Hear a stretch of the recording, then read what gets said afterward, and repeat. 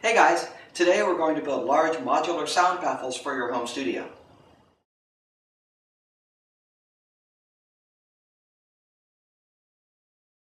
These are the basic tools and supplies you need. You need a handsaw, a box cutter, a measuring tape, a hammer, a variety of PVC corners, some straight lengths of PVC of the same size, a set of eyelets, and the anvil that typically comes with those eyelets, and twine. You'll also need carpet. The basic idea here is that we're constructing PVC frames with carpet wrapped around. The particularly good thing about carpet is that you can get remnants of it quite cheap, if not outright free. So the reason we're talking about carpet rather than blankets is because carpets have this stuff. This is the backing material for the carpet. It literally holds the carpet together. It's what all the fibers are weaved into. And it provides a lot of mass. Mass absorbs lower frequencies. If you want a damp, low-frequency sound, you need mass. One of the first things you need to know is how much carpet you need for a given sound baffle. Now, that's a very straightforward calculation using my construction method. You're going to need carpet that is 2.5 times as wide as the final size of the baffle, and 1 1/4 to 1 1/3 taller. This is because of the way you're going to wrap the carpet around the frame, with overlapping portions on all sides. Now, as it turns out, this particular bit of carpet is 250 centimeters wide and 206 centimeters tall.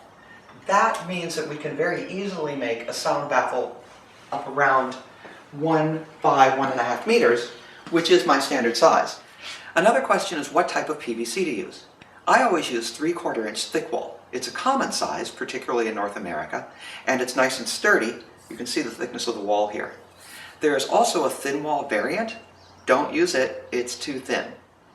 So the first thing we do after we know we have enough material is start cutting our frame. Now the first thing you have to think is, okay, I want to make a panel that is 1 meter by 1.5 meters. That's actually the panel size I'm going to make because I find it a very useful size. It's small enough to be portable, but big enough to provide some significant sound blocking. But don't jump to the conclusion that's kind of obvious, which is I need to cut some pieces of PVC which are 1 meter long and some which are 1.5 meters long. Because that's not true.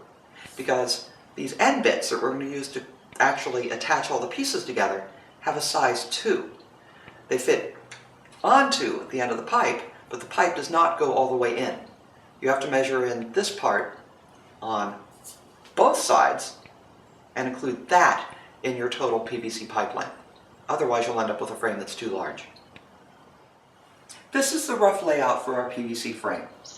The only corner piece is up here.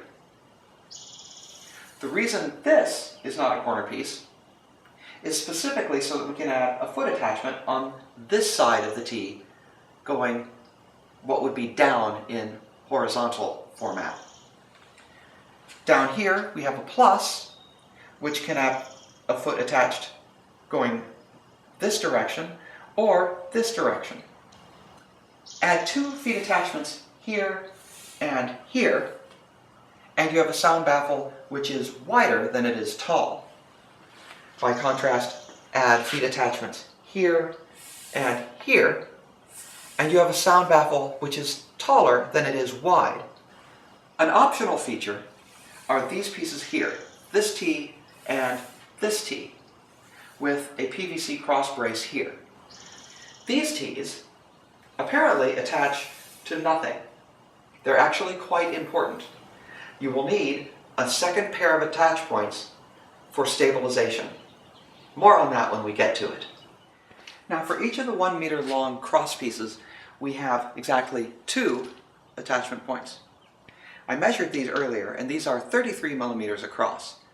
I'm sure that that means something in US units. But for our purposes, it means that every 3 is 10 centimeters, which is at least a number you can work with. So we have to subtract 66 millimeters from our 1 meter length to end up with the correct final length. So 100 centimeters minus 66 millimeters is 93.3 centimeters. And there we go. Now I'm using a pretty thick marker because, frankly, this doesn't have to be that precise, but do your best.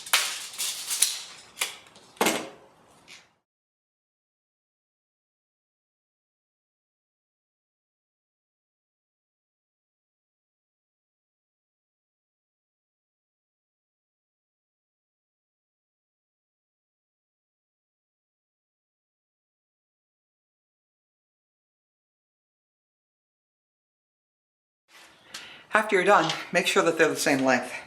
Again, line them up on the floor, and oh look, they're nice and flat on top. Yay! Isn't that cool? You'll want to take a little sandpaper afterwards, some fairly fine grit, and just kind of like wipe it off, because that'll get rid of all the little scribbly bits that come off whenever you saw something. See? Nice and clean. So we've cut our horizontal pieces, those three, and now we need to cut our vertical pieces. But there are 1, 2, 3, 4 attachment points. So we're going to need to lose 133 millimeters from our 1.5 meter height. And what's more than that, we're actually going to have to make multiple cuts, because every time you put one of these in, you have to cut the pipe as well.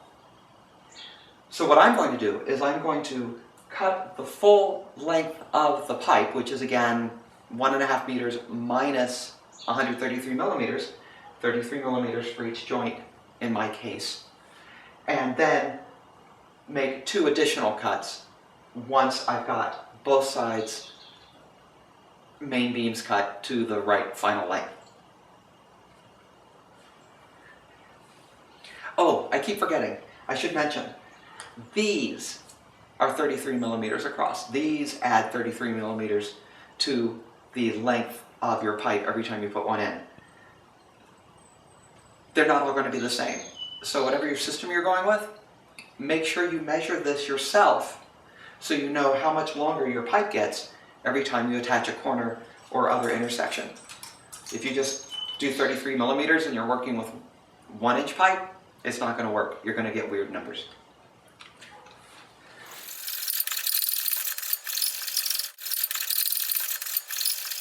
So now we've got our vertical beams, 1 and 2, both cut.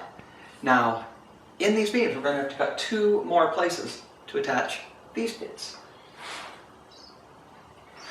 These should be about halfway through and about 2/3 of the way through, but exactly where doesn't matter as long as it's identical on both this piece and that piece, because you're going to need these horizontal bars to line up.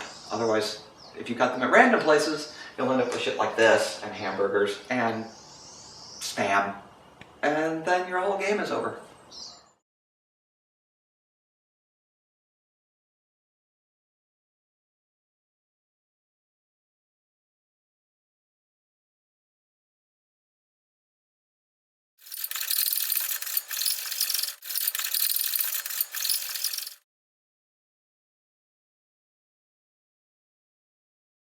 Okay, we've got all of our pieces cut, and now it's time to start assembling them.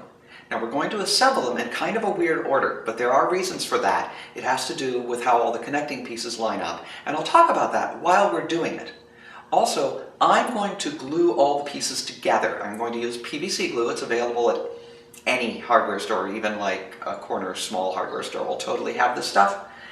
And the reason I'm going to do that is, 1, it actually makes assembly a little easier. And 2, if you're going to loan out your frame to anyone or take it on the road or do anything like that, it's really going to help to have that extra degree of stability. That said, if you don't want to use the glue and you're sticking to your own studio, you'll be fine. I have a frame that I made 3 years ago. I never glued it. I've never had a need to. It's huge. I move it around a lot. It doesn't care. It's not gone anywhere. So that's up to you. Now let's get out the glue. I didn't show the glue on the table before with the supplies because you don't really have to have it. It doesn't hurt anything though. And this is the kind of thing you'll find at the hardware store. It's primer and PVC cement, and the primer does stain everything purple, which is kind of annoying, but it's going to be on the inside, so you're not going to see it, and you're not going to care. And The PVC cement is what they call it. And it's really pretty easy to work with as you're going to... Whoa.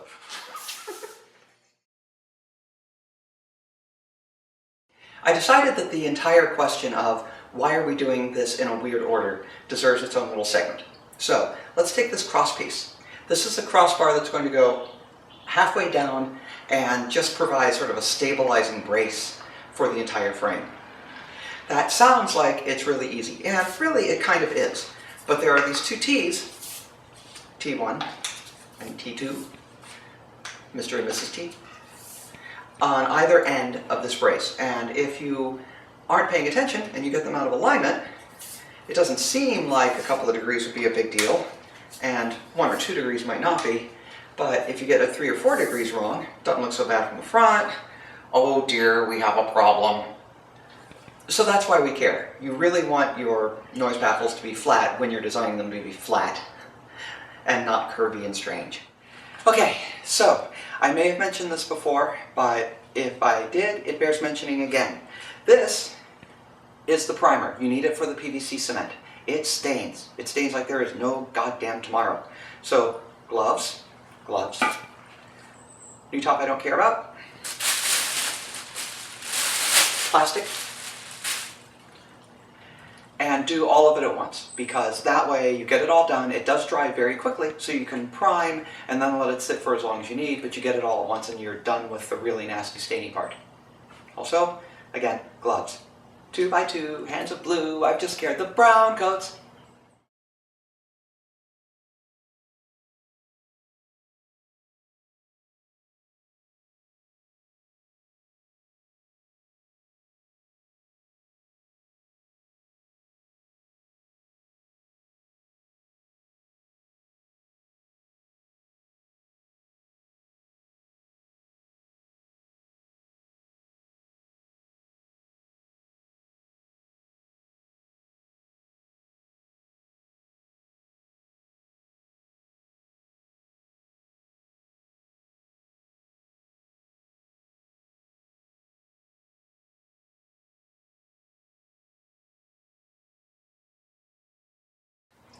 Okay, so everything is primed now. Like I said, we're going to start with some sections that you really can't get too wrong.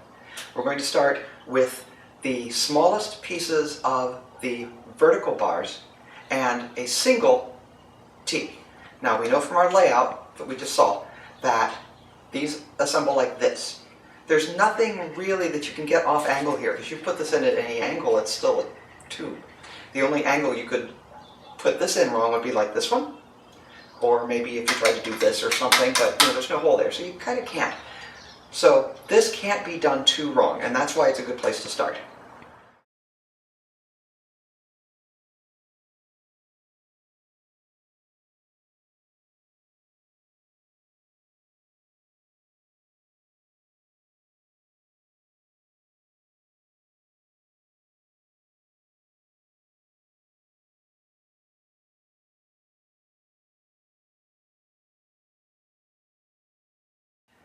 Okay, those are the easiest ones because in this particular frame, those are the only connectors that are really just alignment independent.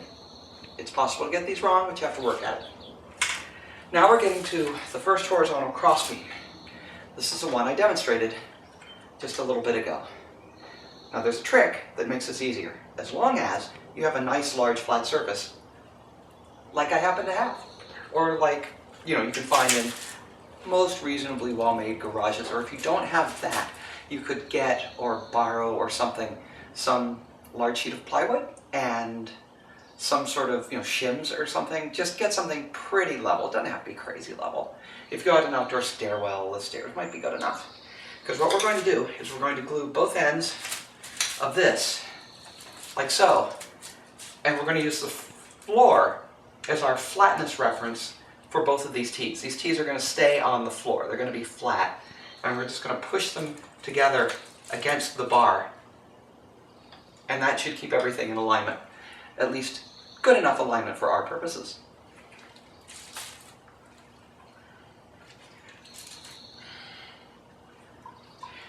I didn't talk about gluing before, and I should have. The instructions are included with the glue, but make sure that you prime everything. Then do the interior portions of the tee that you're about to glue, only what you're about to glue, because this glue dries quickly. Get a decent coat of glue on there. If it's a choice between using too much and too little, use too much. Then, and only then, glue the edges of the ends of the pipe where the purple is. And then this first one can go any order because, again, there's no alignment error here. It can't be wrong. Whatever angle this pipe happens to be at, rotationally, you can't get it wrong. Now that's flat on the ground, and this is flat on the ground, and this tee is flat on the ground, and we're just going to push these together as hard as we can and keep these tees flat on the ground. And once you've got them in as far as you can go, then lift up and push it down the rest of the way. Now you've got a minute or two tops to really settle everything in. But once you do, and everything's flat, and you're pretty convinced everything's flat, then if you can't tell it's not flat, you're probably good. I'm going to go ahead and do the rest of these in fast motion because my hair keeps getting in my face.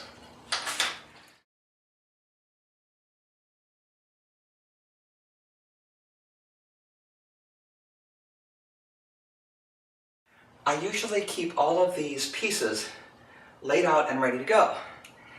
That way, you're picking things up, you know immediately how to connect them, and you put them back together again in exactly the same place in exactly the same order.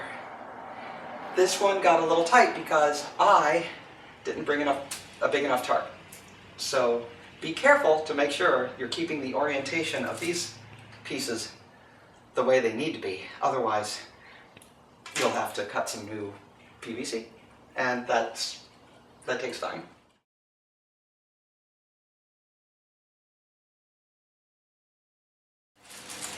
Okay, so having done all those cross sections, we're back to a point where you can't get alignment wrong again. This is a very comfortable place to be. You can still get stuff wrong, but for example, this is the bottom piece, about 1 meter wide. And this is going to go in here, and you know, there's no other piece here yet. You can't get this part wrong. Same with the one on this side. I'll just go ahead and fast motion this too.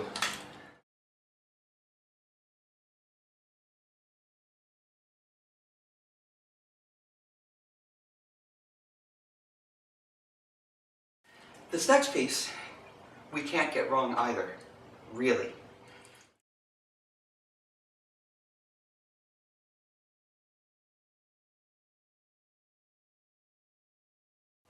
And the reason we couldn't get this wrong is not because you couldn't, say, glue this in such a way that the far end was sticking up, but all 4 corners are down firmly on the ground,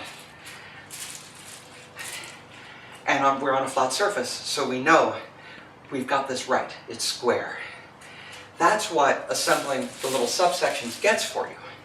If you get larger and larger pieces that are flat, it becomes easier to create the result of connecting those pieces together also flat, as long as you have a flat surface to work on. Okay, this next part looks like it should be like pretty much automatic, but it's less so than you think, because this tee does not have a crossbar. We're going to be using it to hold feet later. It has no immediate structural purpose. So it has to be perpendicular to the flat plane of sound baffle that we're making. And because it's not attaching to anything, arguably it doesn't have to be as precise, but if you're going to use this to stack 2 sound baffles together modularly to make a double thick barrier, then you're going to have to make sure you get it right. Otherwise, your pieces aren't going to line up and everything's going to fall apart and be spam. But off we go.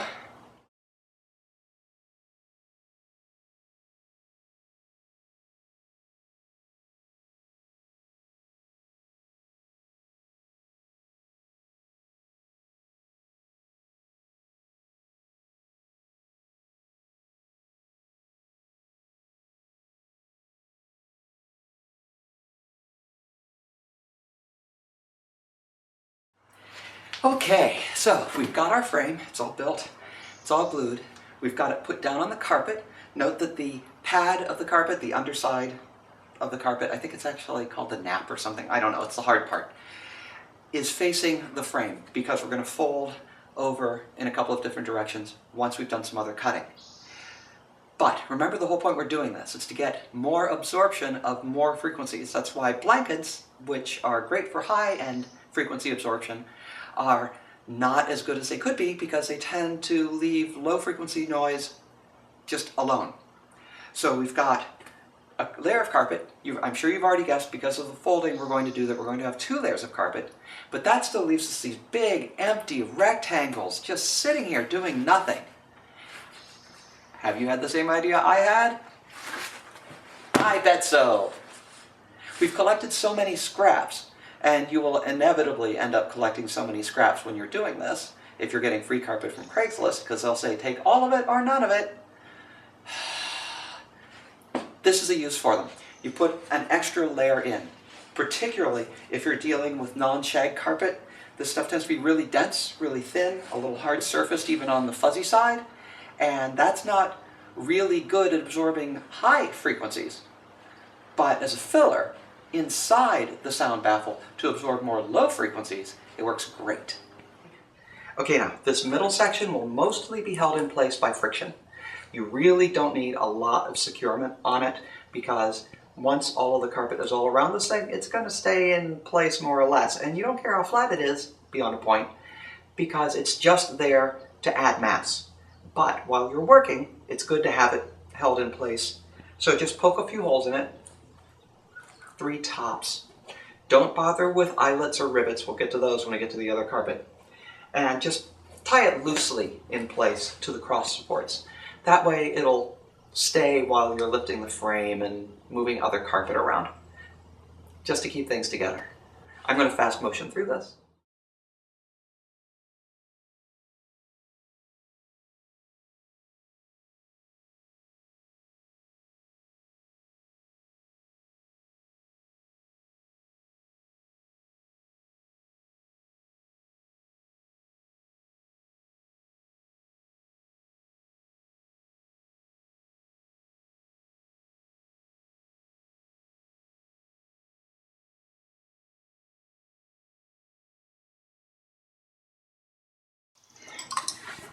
Every time I do this, I have trouble getting the twine through this middle section, and I keep forgetting that the next time I do it, and I get more twine.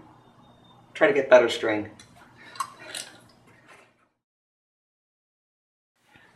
Oh, if you see bits of carpet just kind of going everywhere because you're cutting big holes in it and not very precisely with a knife, just leave it. It won't do any harm.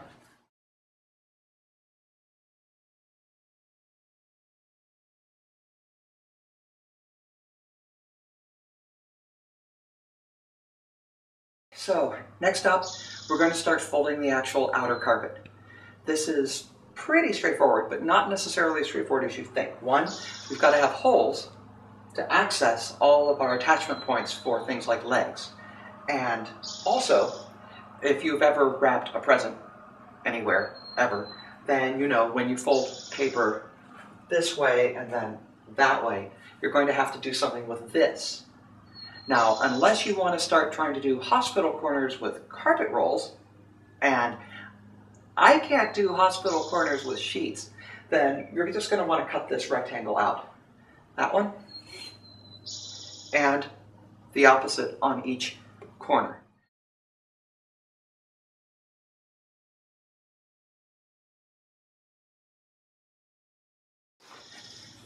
Now that we've cut a sample corner away, what you need to do that I didn't mention before but should have mentioned before is make sure that you're cutting the top vertical portion along the same line as the outer edge of the frame.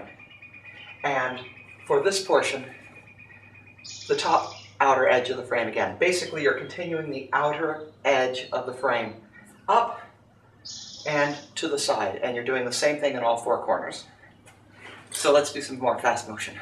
This shit is fun. They never mention on Mythbusters how much fun fast motion is. Don't do this on a wood floor.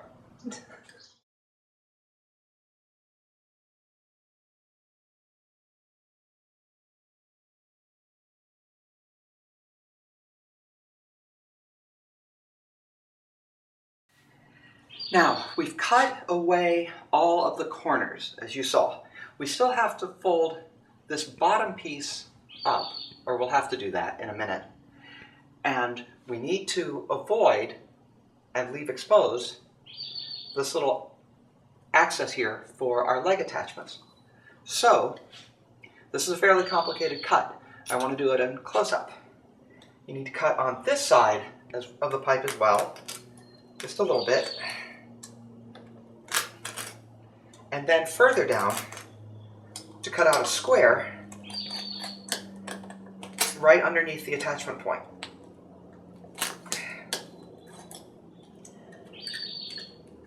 And the reason to do this is so you have this little stub in front of the leg access, which you don't have to have, but it helps. Or at least my sense of completeness approves. And then you cut a square the size of this diameter, 33 millimeters if you remember, off entirely.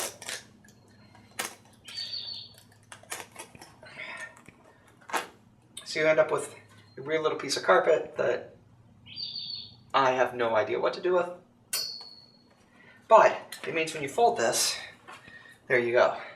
You folded it, the leg access is exposed, this other carpet will come around, and everything will be nice and tight. You need to do this everywhere that there's any access, any leg attachment access that you want to leave visible. This particular corner has two access points. 1, 2. Both of them need to be available so you can attach legs.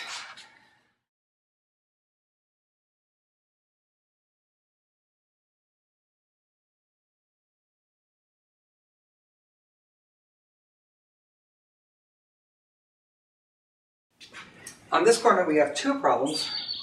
We have the primary attach point and this attach point, which I still haven't talked about yet, but I will. We'll work on this one first because it's exactly the same like as the other ones.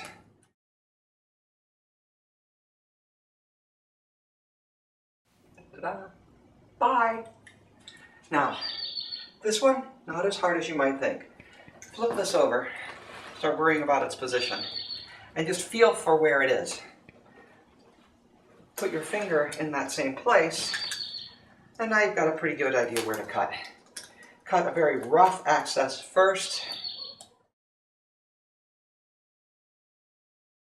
Cut it smaller than you think it needs to be. Then flip this back over.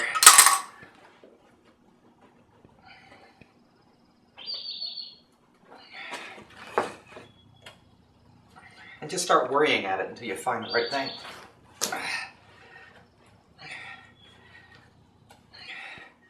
If you do it right, you don't even have to do any more cuts of any complication. You're just cleaning up.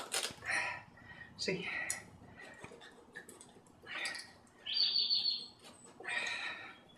Now don't worry if this ends up being a little rough. It will, but that's all right. You can pick it back up and bury everything inside. Or if that fails, just, snip it off.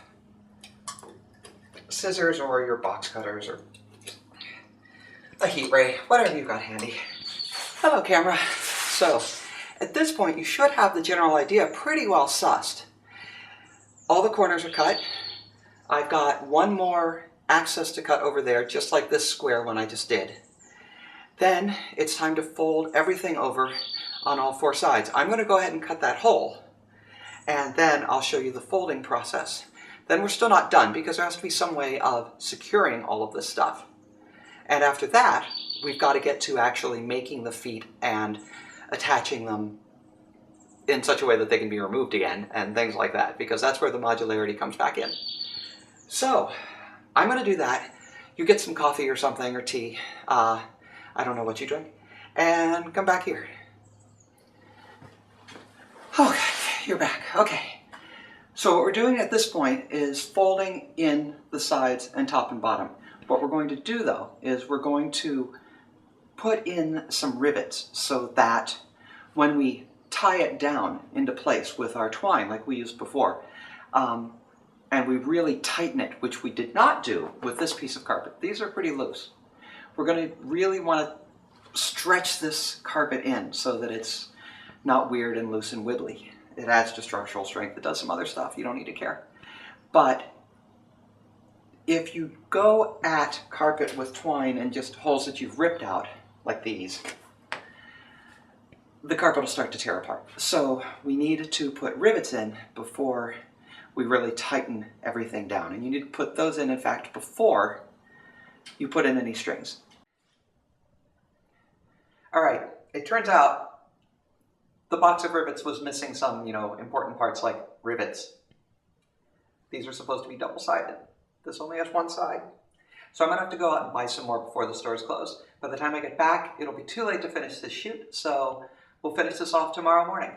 See you then.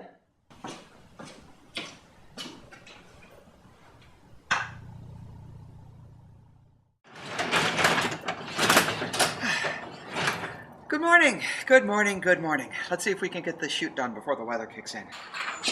Okay, so we have our sound baffle. We finally have enough rivets. And what we're going to do is we're going to take these special rivets, which are called eyelet rivets, which have holes through the middle, and we're going to install them in pairs along the fold that we've made on the back of our sound baffle. We're going to put pairs of rivets here and here, and further down here and here.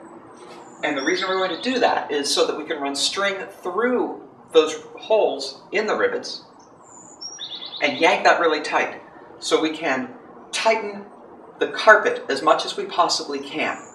The reason we want to do that is to give the front face of the sound baffle as flat and sound neutral a face as we can. Now, it's not going to be perfectly flat, that's okay, but you do want it as flat as you can get it. Also, we're doing this to make sure that everything is tied down securely. Even soft, carpety, fabric-y stuff, if it moves, that's still noise in your studio. So you want to make sure you have all of the parts pretty well assembled and held tightly before you start using this baffle. Rivet placement is important and a little bit counterintuitive, so listen up. They need to be placed pretty far from the edge of the flap. And the reason for that is that you're going to be running string from here to here in a loop, and also a separate loop here to here. And you're going to be tightening this as much as you possibly can. That means the edge of this flap is going to move towards these rivet holes, and the edge of the flap underneath that you can't see right now but is still there is going to move towards this rivet and the string coming out of that rivet hole on the underside. If you don't leave enough room between the edges of the flaps and the rivets, you start tightening, this flap moves closer to this rivet, and pretty soon you don't have room to tighten anymore because the flap's right up against the string and you're done. Making the holes for the rivets is actually really easy.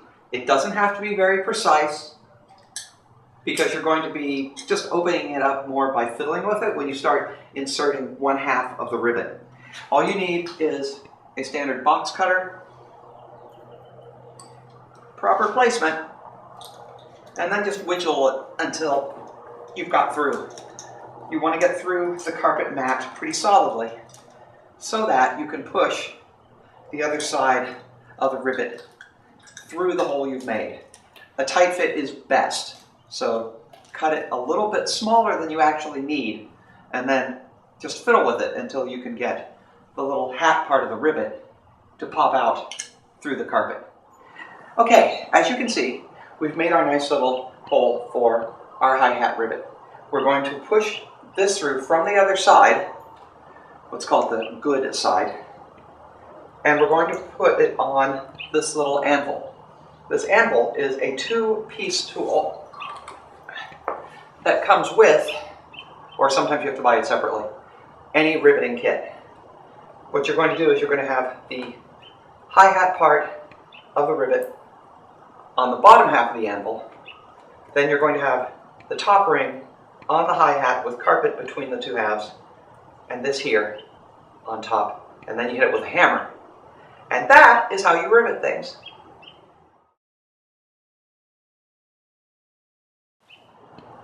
There, now hopefully you can see that the hi-hat is pushing through the mat of the carpet. Unfortunately, it's not quite lined up on the anvil, so I'm going to have to move that. There we go. Now make sure that's lined up on the anvil before you attach this part and the top half of the anvil itself. Now we get the hammer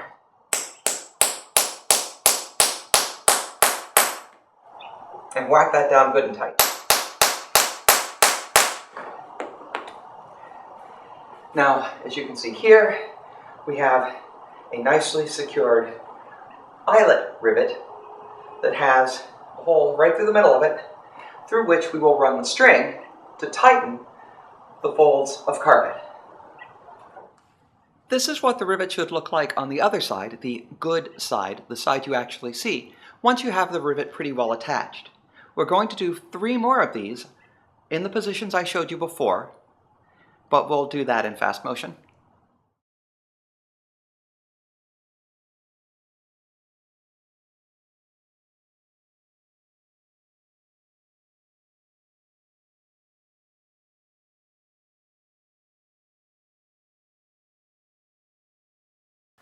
Mostly I just eyeball the locations, but getting a tape measure to get it more accurately in place is not a bad idea.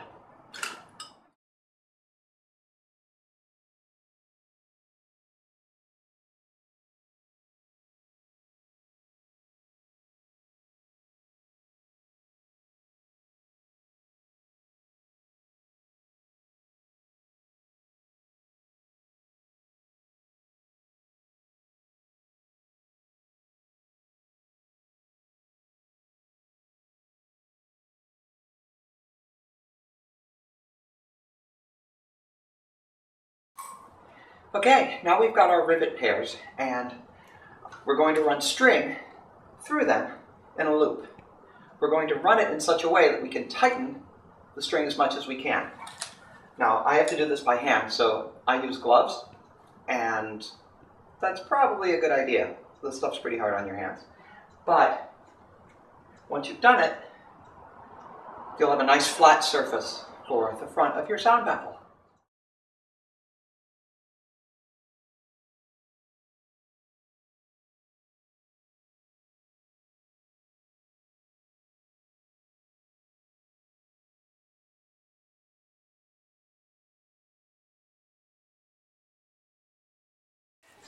Now I know you're thinking, what is this, a bow knot? Yes, because we're going to get a piece of wood or metal, and we're going to wrap this string in it to tighten this whole arrangement. You have to go back and forth a few times, retightening and retightening and retightening to get the degree of tension that you want to get and the degree of strength and flatness that you want. It takes a few times.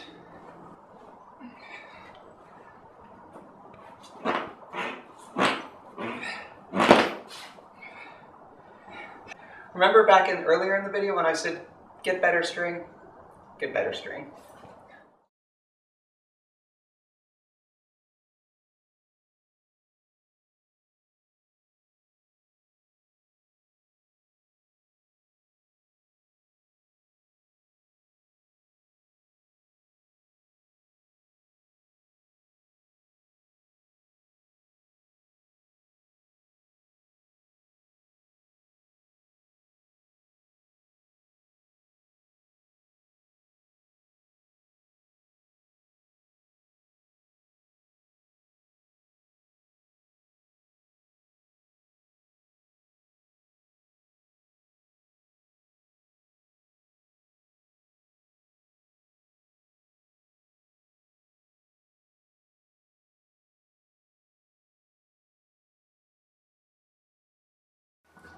Okay, I'm not sure if you saw what we did there, but what we did was tightened the string as much as we could by hand, then got a short stick, wrapped the twine around the stick, and twisted the stick several times to pull the loop even tighter.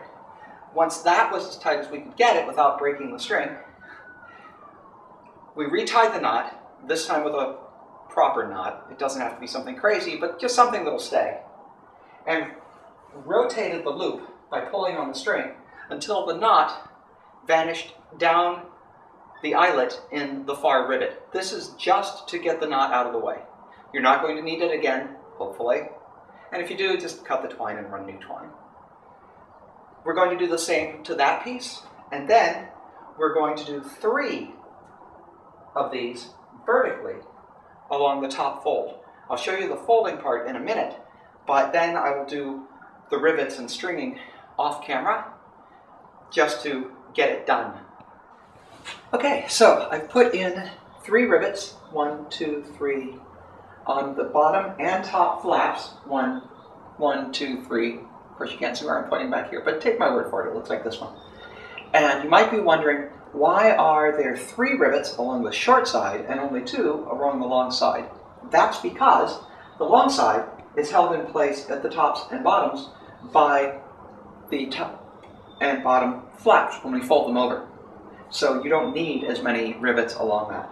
Also, for whatever reason, I think it's called gravity, the short side, which tends to be the bottom side in my usage, if you only have 2 rivets, will sag a little bit. And that doesn't hurt anything, but I don't like it. It bugs me. So 3 rivets it is. Let's tie this thing down. Okay, sound baffle with everything tied down. The first 2, 1, 1, 2, 2, as talked about before. Frankly, that could have been tighter, but it's good enough. And then the second 3 with the top and bottom flaps. 1, 1, 2, 2, 3, 3. I'm actually quite happy with how tight I got this set of cords, which means the front is going to be pretty flat, which is what you're looking for. So, what kind of feet are we going to talk about? Let's talk about easy feet first. 2 lengths of PVC pipe, the same length. These are your legs. Now, you'll note, we aren't going to glue these in ever. There's no glue here at any point, so you can make a whole bunch of different legs for different heights. So if you need your sound baffle to be this tall, you have legs that come up to here. You need to be this tall, pretend this goes further, and there's 2 of them. Ah! And that's all you need. That is in fact most of what you will need for many purposes. But that's only true if you're leaning up against something, like you're leaning up against a window or on a wall or another piece of equipment, which happens surprisingly often. But when it doesn't, that's okay. You make one of these. These are your shoe. Here's your leg. Here's a T-stop. Here's another piece of PVC. And this gives you a leaning support. Now, you want to leave this without a cap or anything because that will make the ball lean back, the sound baffle lean back just a tiny bit. And that, again, will help it stay up. Now, if you are in a position where you really need it freestanding, there you go. Here's your leg. Got shoes on both sides. If it's rocking a little bit, put an end on, and one over here as well, and you won't rock anymore. I'll show this off next. And here we are, a freestanding sound baffle. As you can see, we have the legs that we talked about earlier. We needed to use the full L here and have attachments at the end to get it to balance right. This one has turned out a little bit front heavy, but not unmanageably so. You can see how the legs connect in those open sockets that we left poking through the carpet when we cut and folded it earlier. And you can see that it could also be stood vertically using these 2 exposed sockets. We also have the mysterious back leg that I kept putting off talking about. we have two rear-facing sockets exposed on the back of the sound baffle. This is for this type of rear support leg.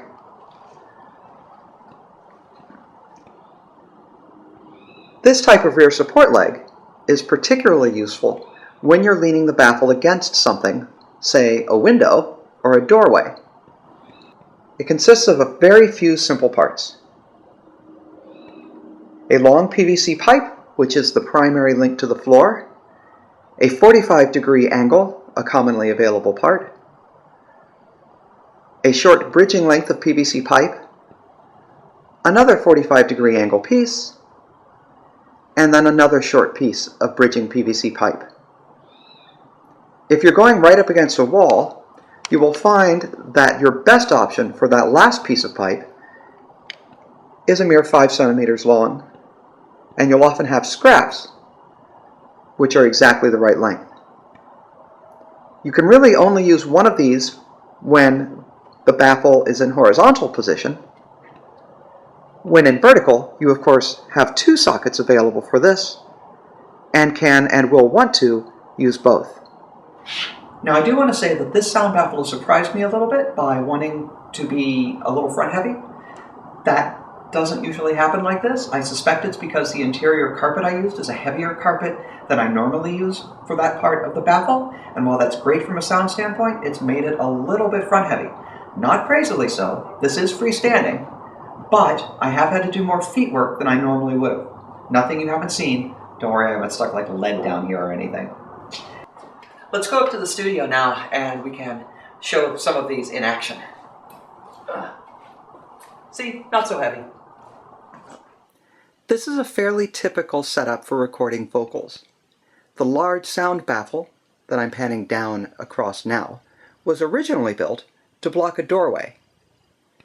That doorway led to our server room and a tremendous amount of noise.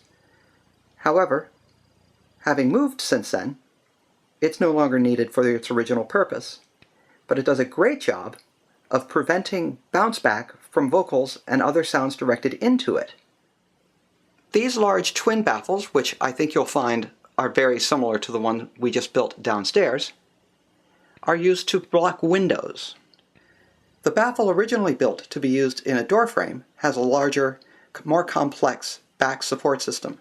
This was intended for use in carrying it around from location to location. That crossbeam makes a very convenient handle and also reinforces all the attachments down at the bottom. You'll note that this is the only sound baffle with a weight on the bottom. That's because, unlike all the other baffles, this one was specifically built to lean forward. It is intentionally skewed towards the front. This was to help keep it secure against the door frame. This actually worked very well, so if you need that type of baffle system, I recommend building it a little bit skewed forward. Here we have a rather more complex arrangement. You may need something like this for recording particularly bright instruments. We have 3 sound baffles here.